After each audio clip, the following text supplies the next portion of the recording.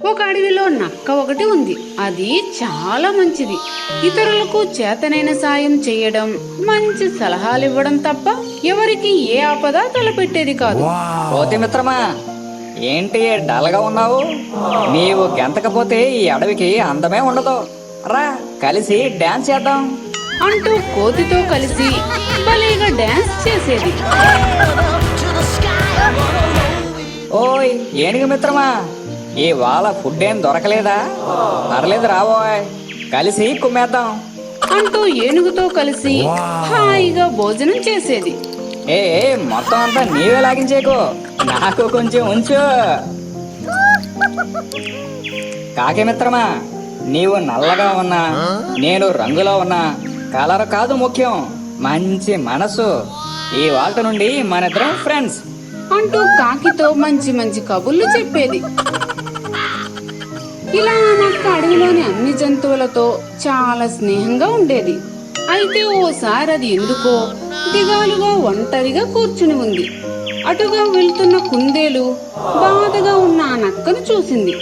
Hello నక్కబావా, ఎప్పుడు హుషారుగా ఏల వేసుకుంటూ ఈ అడవంతా జామ్ జామ్ అంటూ ఆనందంగా తిరిగేవాడివి. ఈ రోజు ఎందుకో చాలా దిగాలుగా ఉన్నావు, ఏమైంది అని అడిగింది. ఏం చెప్పమంటావు కుందేలు మిత్రమా, మమ్మల్ని అందరూ జిత్తులు మారి నక్క, నక్క జిత్తులు, మోసానికి ప్రతిరూపం అని వెక్కిరిస్తూ ఉంటే నాకు చాలా బాధగా ఉంది. నేను ఎప్పుడైనా ఎవరినైనా మోసం చేశానా? నువ్వైనా చెప్పు అంది నక్క కాస్త నిష్ఠూరంగా. దానికి కుందేలు నవ్వి, ఓస్, దానికోసమే ఇంత వరి అవుతున్నావు నక్కబావా. నువ్వు మంచోడివే, కాకపోతే మీ జాతి అంటేనే అంత.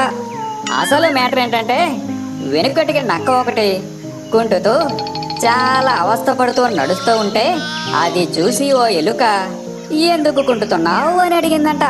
ముళ్ళు గుచ్చుకుందని అరికాలు చూపించిందంట ఆ నక్క.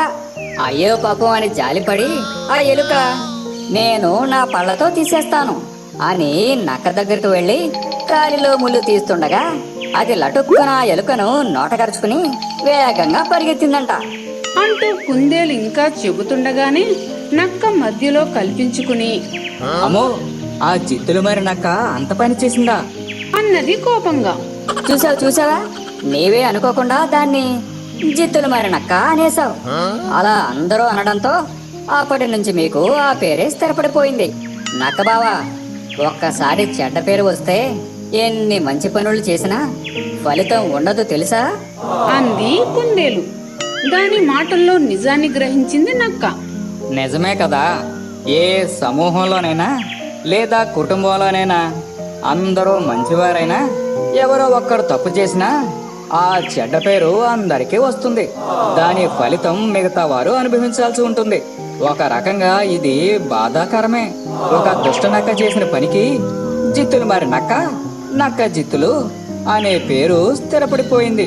ఆ చెడ్డ పేరు నుంచి బయటపడాలంటే సాధ్యమా అనుకుంటూ ఆ మంచి నక్క అలానే దిగాలుగా కూర్చుండిపోయింది. ఫ్రెండ్స్, ఈ వీడియో నచ్చినట్లయితే లైక్ చేయండి, షేర్ చేయండి. అలాగే మా ఛానల్ సబ్స్క్రైబ్ చేసుకుని మాకు సపోర్ట్ చేయండి.